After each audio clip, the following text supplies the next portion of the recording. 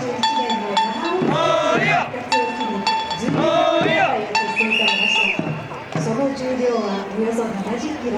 先端には琉球王家の家紋と首里城正殿の大宮中五色の雲があしらわれています。